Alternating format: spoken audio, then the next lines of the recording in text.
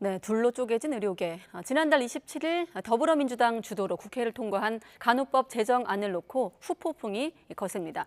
당장 함께 의료 현장을 지켜도 모자랄 의사와 간호조무사 등이 총파업을 예고하며 반발하고 있어 혼란이 커지고 있습니다. 앞서 오늘 오전 뉴스에선 박명하 대한의사협회 비상대책위원장을 인터뷰했고요. 이번 시간은 예고한 대로 김원일 대한간호협회 정책자문위원과 인터뷰 이어가겠습니다. 위원님 안녕하십니까? 예, 안녕하십니까? 네, 워낙 국회 처리 과정에서 저희가 여러 번 쟁점들을 정리해드렸고 왜 대립하는지 많이들 알고 계시겠습니다만 어떻습니까? 일단 국회 처리 과정에서 이렇게 수정을 거쳤거든요. 예. 간호법 제정안 통과 이후 어떻게 평가하십니까? 간호법 제정안은 말씀하신 대로 2년 동안 충분한, 특히 4번의 법안 심사를 거친 네. 충분한 심의 과정을 거친 법안이고요. 그리고 그에 합당한 그 국회법에 따라 적법한 절차에서 처리됐다고 생각합니다. 네. 언론 보도를 보면 반대하는 쪽도 손해가 크지 않고 찬성하는 쪽도 그렇게 이익이 크지 않다고 이렇게 표현하던데 실제로 어떻습니까? 반응은? 이건 손해다, 이익이다 이렇게 구도를 그려놓은 거죠. 그게 아니고 이거는 현행 법 체계에서 네. 그 어떤 고령화라든가 질병 구조의 변화에 대처하기 위해서 우리가 이 필요에 의해서 만들어진 거지 누구의 이익을 위해서 만들어진 건 아니었거든요. 네. 알겠습니다. 그러니까 반대하는 입장에선 간호사가 만능 해결사가 된다. 다른 말로 간호사 특혜법 아니냐 이런 주장에 대한 반론을 오늘 위원님을 통해서 하나씩 확인하겠습니다. 지금 의사협회 같은 경우는 회장이 단식 중이고 어제는 이제 조무사협회장이 단식을 하다 119에 호송되기도 했습니다. 지금 최근에 보면 간호법을 둘러싼 어떤 의료계 현장 어떻게 좀 보고 계십니까? 마음이 편치만은 않을 것 같아요. 예, 좀 안타깝죠. 이게 간호법이 정쟁의 도구가 됐다는 것도 안타깝고요. 예. 그다음에 이 정쟁의 도구가 되다 보니까 이것이 일부 직역들의 집단 이익을 또 실현하는 또 도구로 또 전락이 되고 있어요. 그래서 네. 아마 좀 그러다 보니까 의료인이나 보건 의료인들이 하지 말아야 할 생명을 건다라든가 예전에 한번 그런 일이 있었어요. 서울역에서 의사들이 신나를 부었다가 한번 논란이 됐었던 적이 있습니다. 그분이 비례대표 신청했다가. 네. 근데 그런 좀 극단적인 행동들은 좀 자제해야 되지 않을까 그렇게 생각을 합니다. 네, 알겠습니다. 자, 의사협회가 간호법 제정안에 대해서 강하게 반대하면서 이를 비유를 이제 하자면 히포크라테스와 나이팅게일의 대립이다 이렇게 표현하고 있던데 이런 구도에 대해서는 어떻게 평가하십니까? 그 구도가 성립될 수가 없죠. 이게 무슨 대립 구도로 갈 수 있는 게 아닌 거고요. 간호법에 의사와 관련된 조항은 딱 하나밖에 없습니다. 의사, 치과의사, 한의사, 지도하에 수행하는 진료보조. 이건 의료법에도 있는 거고 간호법에도 있는 내용이에요. 이게 의사하고 무슨 관련이 있는 법도 아닌 거고 당연히 의사의 의료 행위에 대해서 간호사는 지원을 하는 거고요. 그게 간호법이 되었다고 해서 변경되거나 이렇게 될 수가 없는 거죠. 그리고 만약에 그게 변경이 필요하다면 논의 과정에서 충분히 변경이 됐겠지. 네. 그게 안 됐겠습니까? 네. 사실 이제 제3자 입장에서는 의료법에서 특별히 간호법이 바뀐 것도 없는데 굳이 간호법을 만들려고 하는 이유는 뭐냐. 물론 이제 명분은 알고 있습니다. 처우 개선이라든지 어떤 업무 영역을 좀 구분하기 위한 걸로 알고 있는데 조금 더 부연 설명하신다면. 그렇지가 않습니다. 현실을 반영한 거고요. 지금 의료법은 의료기관만을 규정하고 있는데 네. 그 의료법에 간호에 관한 모든 기본적인 규정이 그쪽에 규정돼 있어요. 그런데 네. 그러다 보니 지금도 이제 이번 논란에서 나타났듯이 지역사회 90여 개의 법률에서 간호사가 활동하고 있고 간호조무사분도 활동하고 있는데 네. 그 문제를 지금 삭제하라고 얘기하잖아요. 그러니까 현실을 반영한 법인데 네. 그걸 삭제하라고 하는 거. 그러니까 복지부에서도 지역사회의 문구가 아무런 이상이 없다고 얘기하는 거 현실을 반영했기 때문에 그런 거거든요. 네. 그렇기 때문에 지금 의사협회 주장이 말이 안 되는 거고 그 주장을 통해서 그게 마치 문제가 있는 것처럼 얘기하는 게 가짜 뉴스인 거죠. 알겠습니다. 지금 말씀하신 대목은 간호법 1조 안에 있는 지역사회 문구에 대한 말씀을 하신 건데 지금 의사협회 아까 인터뷰를 보니까 간호사의 단독 개원 가능성 지금 현재 이제 제정된 간호법에는 열려 있지 않지만 앞으로 시행령 개정이라든지 하위법을 좀 조정해서 간호협회가 단독 의료 활동을 비롯해서 권한 확대에 나설 것을 우려하고 있더라고요. 네. 그러니까 법학자들이 보면 웃을 얘기인데요. 예. 그 의료법 제 33조에 의하면 의료인은 이 법에 따라, 즉 의료법에 따라 의료기관을 개설하지 않고는 의료업을 할 수 없다라고 되어 있습니다. 네. 그런데 간호법의 하위 법령이 법률도 아니고 뭐 하위 법령에서 만약에 간호법에서 그러면 가능하겠죠. 네. 간호법에서 의료법 제 33조에도 불구하고 간호사는 의료기관을 개설할 수 있다고 규정하면 모르겠으나 네. 법률에서 정하고 있는 걸 하위 법령에서 한다는 얘기는 있을 수가 없는 거고요.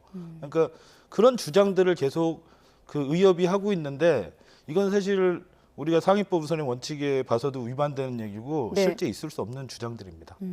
한 가지 연결해서 그 국회 통과 이후 환영의 뜻을 밝히면서 이제 간호협회가 선한 취지가 선한 결과를 낳기 위해서 지속적인 보완과 노력이 필요하다고 강조했는데 이건 어떤 의미인가요?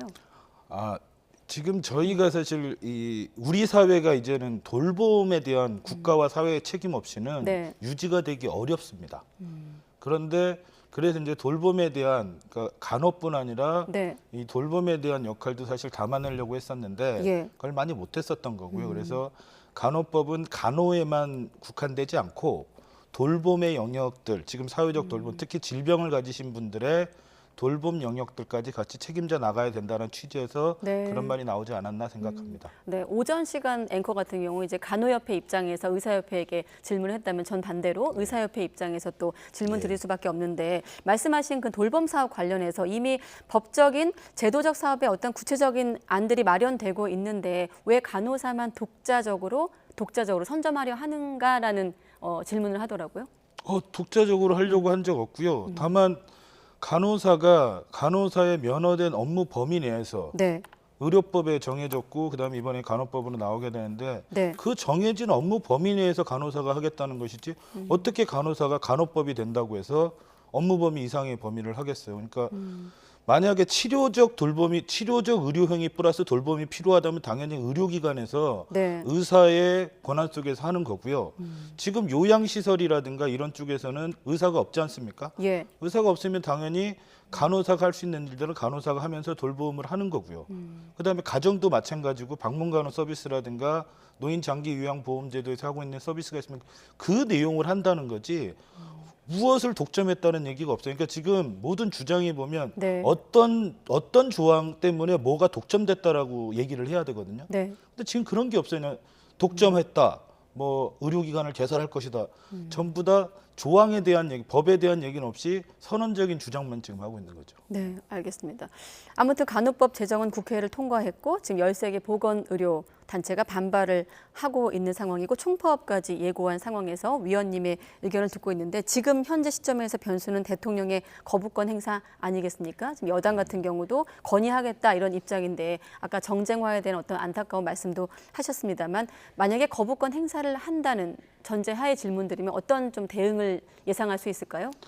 글쎄요, 대응보다는 지금 저희가 얘기해야 될 건 이것 또한 프레임이라고 생각해요. 그러니까 계속 한다. 근데 사실 제가 알기로는 아직 공식적으로 입장 나온 건 아니고요. 네, 그리고 지금 이 주장에 대해서 이제 국민의힘에서 그 주장을 한 것에 대해서 매우 바람직하지도 않고 안타깝게 생각합니다. 왜냐하면 네, 2020년 4월 12일에 그 당시에 미래통합당이었죠. 국민의힘으로 바뀌기 전에 네, 분명히 그 당하고 간호협회와 협약을 했어요. 정책 협약을 했고 간호법 제정 추진을 약속했습니다. 대통령 공약을 떠나서 네. 그 이전에 약속했었던 내용이고요.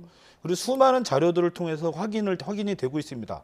지금 뭐 가장 반대한다는 강기훈 의원의 주장이라든가 뭐 다른 분들의 주장도 보면 네. 간호법 제정 추진하겠다고 수없이 약속을 했는데 이제 와서 갑자기 저렇게 주장하는 것 자체가 좀 이걸 정쟁화 시켰다라는 아주 그 안타까운 의구심을 가질 수밖에 없습니다. 네. 하지만 또 저희는 언론 입장에 질문 드릴 수밖에 없어서 혹시 거부권 행사가 되는 경우에 대비해서 간호법이 혹시 내부적으로 뭐 논의가 있거나 대응에 대한 어떤 계획이 있거나 그런 건 아닙니까? 아직은? 저희는 기본적으로 그렇게 생각해요. 지금까지 그 2020년 저희는 분명히 봤거든요. 네. 코로나 팬데믹 때 의대 정원 못하겠다고 국민의 생명과 안전을 네. 담보로 그 진료 거부를 했던 걸 보고 있기 때문에 그것이 얼마나 국민들에게 지탄을 받았는지 충분히 목도를 했고 그렇기 때문에 그런 부분에 대해서 아마 질문하시는 것 같은데 네. 저희는 아직까지 그런 부분은 고려하지 않고 있습니다. 네. 일단 복지부 같은 경우 최근에 어떤 총파업 예고에 대해서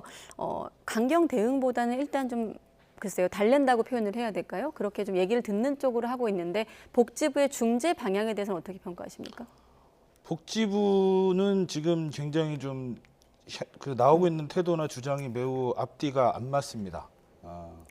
첫 번째 제일 많이 주장하고 있는 내용 중에 하나가 뭐냐면 지금 현재 잘못된 내용이잖아요. 그러니까 네. 지금까지 이제 간호법에 대해서 검증했고 복지부에서도 간호법이 타 직역의 업무를 침해하거나 의료기관 개설권이 없대요. 네. 그렇다면 지금까지 주장했던 내용들이 사실이 아니란 얘기인데 사실이 아닌 거에서는 단호하게 대처를 해야지.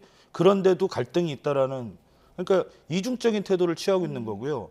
그다음에 며칠 전에 어제죠. 어제 인터뷰에서 장관께서 얘기하셨던 건 사실이 아닙니다. 그 간호조무사 학력 제한을 한다고 하는데 학력 제한 아니고요. 학력 제한 한 적 없고 예. 현행 의료법에 그렇게 돼 있고 그 법을 만든 장본인이 2012년 1월 20일 날 보건복지부에서 입법 예고에서 만들어진 법이에요. 네. 근데 본인들이 만든 법을 가지고서 이제 와서 뭐 그게 뭐 위헌이다, 뭐 고등학교 학력으로 제한했다. 학력으로 제한한 바가 없기 때문에 지금 복지부가 네. 일단 사실관계 파악부터 좀 하면서 좀 대응하는 게 바람직하지 않나 그렇게 생각합니다. 네, 알겠습니다. 아무튼 지금 재난위기, 보건의료 재난위기 관심 단계가 발령됐기 때문에 바라보는 시청자분들 좀 불안한 상황인데 끝으로 간단히 간호협회 입장에서 국민께 당부할 말씀이 있다면 어떤 말씀이 있을까요? 아까 말씀드렸던 대로 이제 사회적 돌봄이 필요합니다. 이제 개인과 가족에게만 우리 사회의 돌봄 문제를 맡길 수가 없어요. 네. 그다음 두 번째는 간호사가 확보될수록 환자 안전과 국민의 생명은 보호된다는 수많은 연구 결과들이 있습니다. 간호법은 바로 이 두 가지 내용을 담은 내용이고요. 네. 그렇기 때문에 정부도 가장 바람직하다고 생각해서 그동안 논의를 이어왔고 심지어 보건복지부조차도 공청회에서 찬성 입장을 표명했던 적이 있거든요. 네. 그렇기 때문에 좀 이 법이 지금 일부 지금 갈등은 있으나 이거는 어떤 일부 집단의 집단 이기주의 때문에 발생한 거고요. 간호법이 제정된다면 국민들의 그 생활과 편의에 크게 증진될 거라고 그렇게 생각합니다. 네, 알겠습니다. 의사협회에 이어서 오늘은 대한간호협회 정책자문위원과 함께했습니다. 고맙습니다. 예, 감사합니다.